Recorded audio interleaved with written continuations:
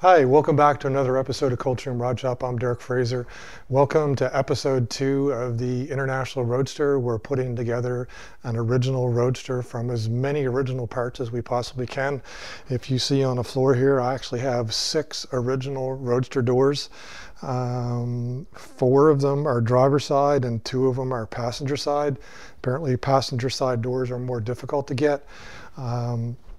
With that cowl, I said too many sorry.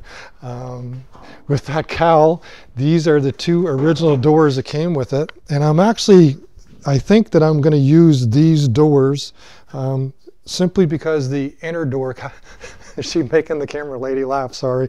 The inner door panels here are probably the most sound, and also the hinges are attached. So what I like about this is, although it's rusty, you see exactly what you've got. So I think what I'm going to do is I'm going to take the door skins off, both of these, going to make the repairs to the inner door panels, try and get it attached up to the A-pillars and see how they swing. And then over here, I've got 2 new door skins. One of them is, well, both of them are seconds. So I'm not sure whether I'm going to have to use the tops of the outer door skins of these ones I take off in combination with those, but we'll see how that goes. Worst case, like I said, I do have other doors that I can play with here.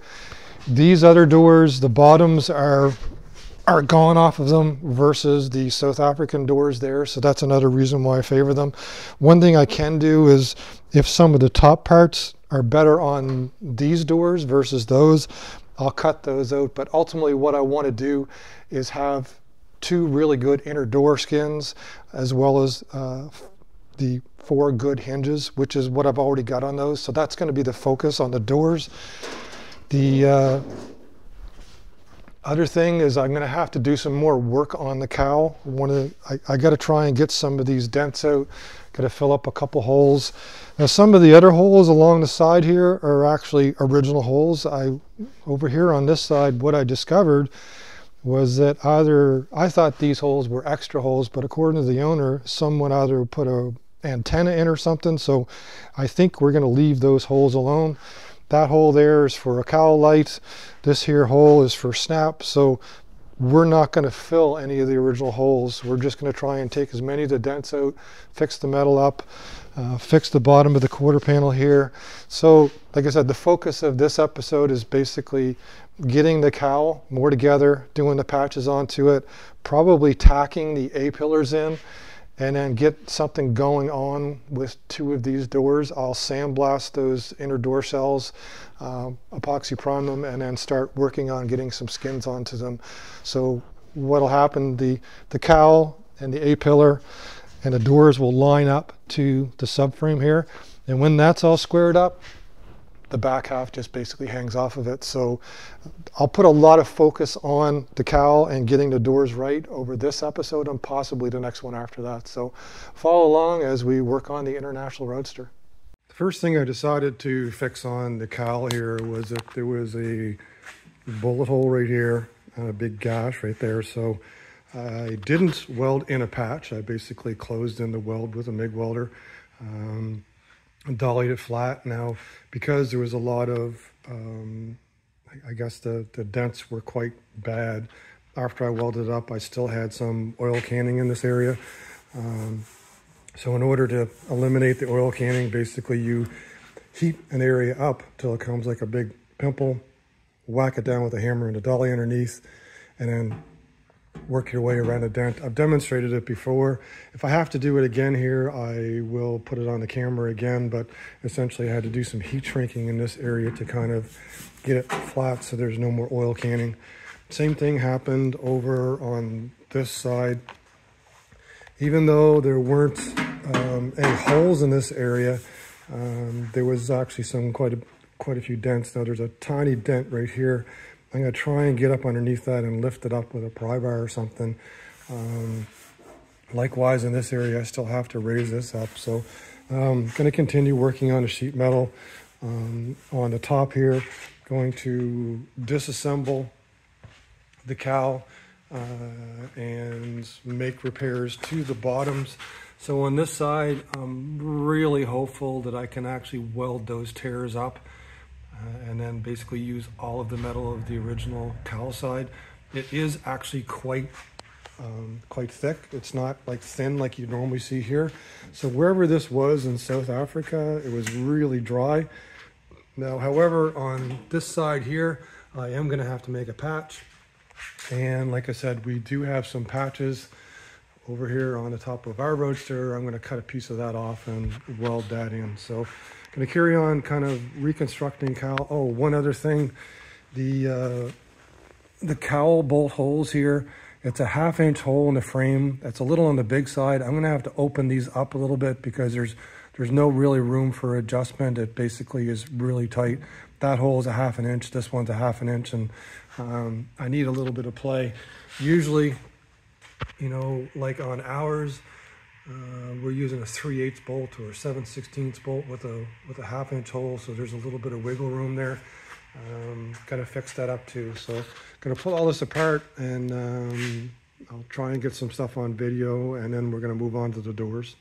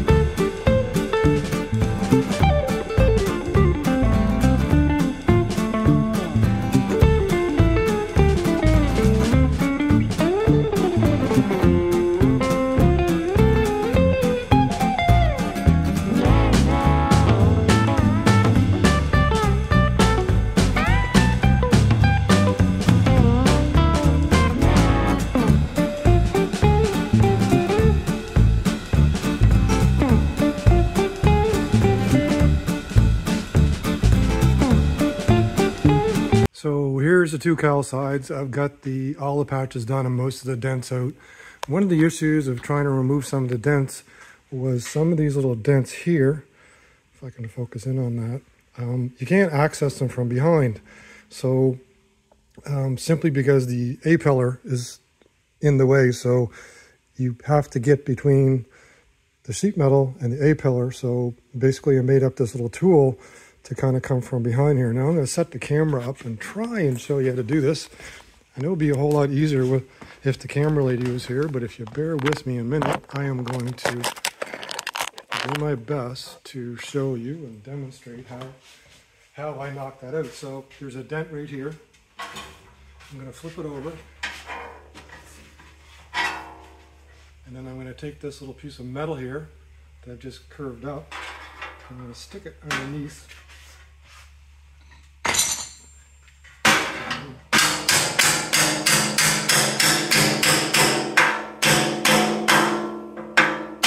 Essentially, you can feel with your finger where the dent is, and as that metal pushes past it, it should poke it out. There. And then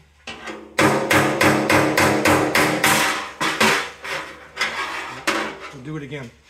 I got most of it out. You can still feel a tiny little bit there.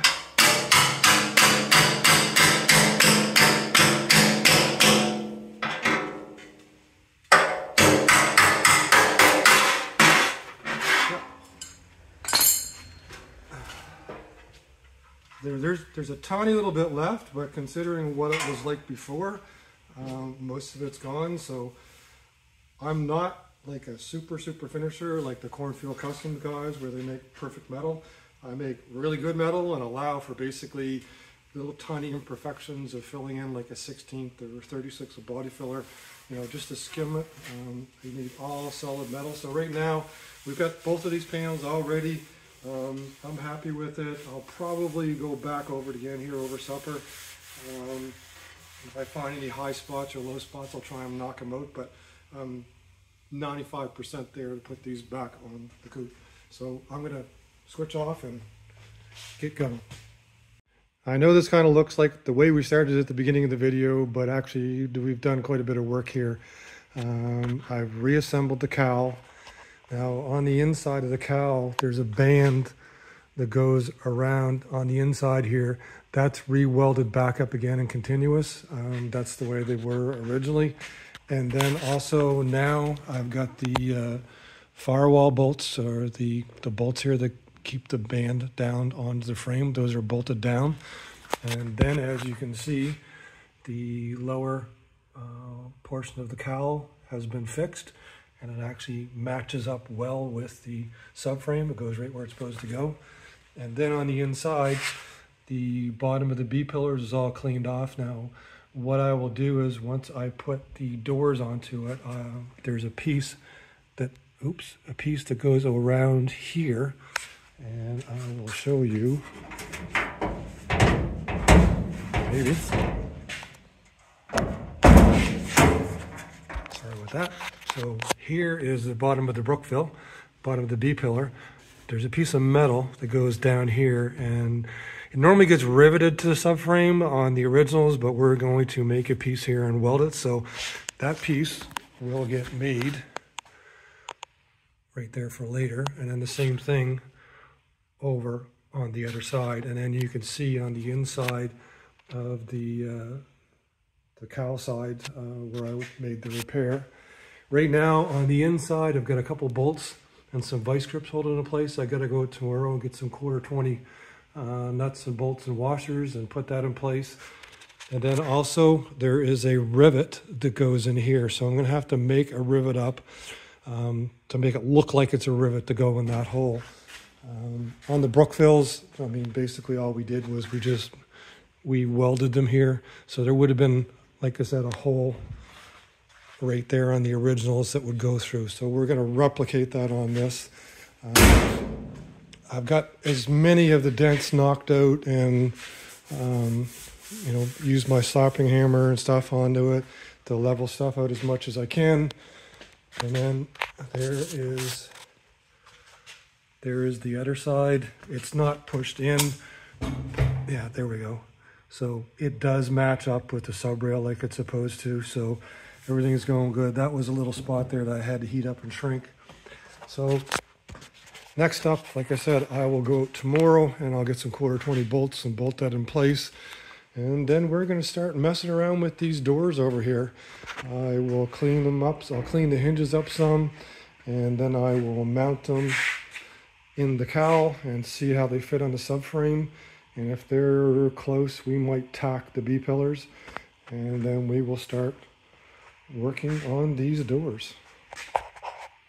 Is out so that I could put new screws into them. It's not that simple getting them on though. They do go in the original position, but because I think the A-pillars were cut off of the original subframe, there's actually quite a bit of a twist that goes into the A-pillar. Basically, I'll try and, it should be twisted in quite a bit like this. Now, I wasn't quite sure how I could fix that, because what happens, I'll show you, if I close the door, that is as far as it'll close. And basically on the inside, the door, like the door gap is good there, but it comes up tight against the A-pillar from the top to the bottom. So kind of had to figure out some way of how do I twist that A-pillar so that the door will close. So I went away, tried to figure it for a while. What I came up with is over here. If you can see that there's a piece of rectangular or square tubing going across the floor right there, I welded it to the bottom of the A-pillar and then basically used that as a lever. So I bent it this way and put the clamp in place. So right now on the driver's side, I've actually got the A-pillar twisted correctly. The A-pillar is not welded in, but if we go over here, you can see I've got a pretty reasonable gap top to bottom on the original door skin, which is just beat to, it's intact. So potentially, you know, it could come off and get fixed. I may just try and do that for kind of shits and giggles, but over here, I've got a brand new skin. The intention is to try and use the top part and then put the bottom skin in, but that's later. So right now, I've got that door on. The A-pillar is twisted the way that it should, and the door now basically closes with ever so little bit of spring, but the spring actually is caused by me using these screws right here. If I use the ones that I should, they'll actually sit flush with the surface of the A-pillar. They're actually making contact with the top of the door. So right now, I am actually satisfied with that. That is the way that the Brookfields go together. I may try and twist it a tiny bit more, but I was playing with it there for a while. I think that's where it should go. I'm going to put an angle finder onto it and compare it over to the Brookfield. But we're getting closer now, getting the A-pillars tied in and basically knowing where things should be. I'm going to finish off playing with that, more than likely tack it in place and then do the same approach. So just here's a close-up of what I did. I just basically took the tubing, notched it, and then welded it right here to the A-pillar. So when I'm done and the A-pillar is welded to the subframe, I'll just cut that off and grind that off, and nobody will know. You guys will know, but you know, there'll be no evidence later on when it's the car's finished. So we're going to carry on here with try and get both of these sides sorted out, and then once we do that, we'll start tearing apart those doors. So there's more to the twisted door and A-pillar column than what I thought. I did indeed have to twist the A-pillar with the bracket like you see there. That's still in place. One of the other issues is that the lower hinge is actually bent. All of them are. These two doors, as well as one of the other donor doors here. Not sure if you can see it in the dark there, but that lower door hinge is bent. They were all the same, so I figured they were all the same on the originals, then maybe that's okay. But I distinctly remember when I was building all the Brookfields that none of the hinges were bent and none of the hinges are bent. So what I did over there on the driver's door was I actually took the door with the hinge right there, and I just took the hinge up to the hydraulic press up there and I straightened it. I flattened it out. So in combination with flattening the hinge out and then twisting the A-pillar slightly, we now have a really, really nice gap there on that door, if you can see it. And the door fits along the sub rail like it should. Might have to do a tiny bit of tweaking, but that's quite normal. Most of these Roadsters, when the bodies get put on the frames, a lot of times you'll have to shim the front of the cowl or shim the back or something for the doors to latch shut. Right now we don't have any shims on this body on the frame, so, and I don't plan on using any. The whole plan is to actually get the doors to fit the way they should, open and close within the door opening with a nice gap onto it. So going to carry on with that. Just going to grab that door hinge there and I'm going to flatten it and put it in the A-pillar. So just more to the doors. I decided to weld in the A-pillars. Right now I've just got them welded down there to the subframe. I'm going to make the bracket, that the foot that would normally go across that would normally look right. And then up inside, I now have the 1/4-20 nuts and bolts. There's 4 of them. There's one hidden behind the A-pillar as well on both sides right there. And then what I've done is I've taken the passenger side door back off, and I'm over here right now. I've removed the outer door skin. Now, there wasn't much of the outer door skin left. As you can see it there around the garbage can. Somebody had cut the center out of it. So I did a combination of 2 things. I used a little piece of metal, a pry bar I have here, which I put underneath the door skin along the bottom, and that was able to pry out some of it. And then the other thing you can do is you can just take a mini grinder and you can just grind. You can grind the edge till you touch the inner edge, and then it'll separate the two. So I did a combination of those 2 things. Now across the top here, we wanted to save the top half of the door skin because we're going to use it. So here it is here. It's in relatively good condition. The hope is that I'm going to probably cut it on this edge and then weld the reproduction edge to it. It took quite a bit of work to get some of the spot welds drilled out, and it was a little bit destructive, unfortunately, but we're going to repair all that stuff up. But first up, what I have to do is there's some really ugly damage here that you see on the inner door skin. We're going to try and flatten that out and maybe weld it up. There's a bullet hole, of course. You can't have an old car without a bullet hole into it somewhere. So I'm going to dolly all that stuff up. I mean, as you see though, I mean, the bottom edge of the door is crazy good shape. There's no holes into it whatsoever. Even the drain hole there is still good. So this is kind of like an amazing inner door skin. Barring the damage that's done to it, I mean, it's quite salvageable, and it's going to make a really good door here. So I'm going to carry on with this, try and make all the repairs to it, get things flattened out, and then what would be next once that's done, I'll pull the other one apart too. So I got the camera lady back instead of me showing you little videos of what I'm doing, but unfortunately we're at the end of this video. I kind of wrap up and show you what we've done so far. I did get this one passenger car inner door panel, for the most part, all repaired. The 2 large gouges on the bottom here, I flattened them out and welded them in. I did have the option of going over and cutting a piece out of another door panel, but I'd still have to weld a whole bunch to put it in place. So as I kind of said, the metal on this is pretty exceptional. I mean, I know it looks rusty in that, but it is really, really sound. It did work well, welded well and everything else. So the 2 repairs are done here. The bullet hole is covered up. The little weld spot welds, that attach the outer door skin, those are all cleaned up. I went around and retapped all of the holes. I took out there's a dovetail on this side. I drilled out those holes, cleaned the threads out, because basically I want to do everything I can to this before I put it back together again. So I might as well fix all threaded inserts if I have to. So right now that's the one inner door panel all done.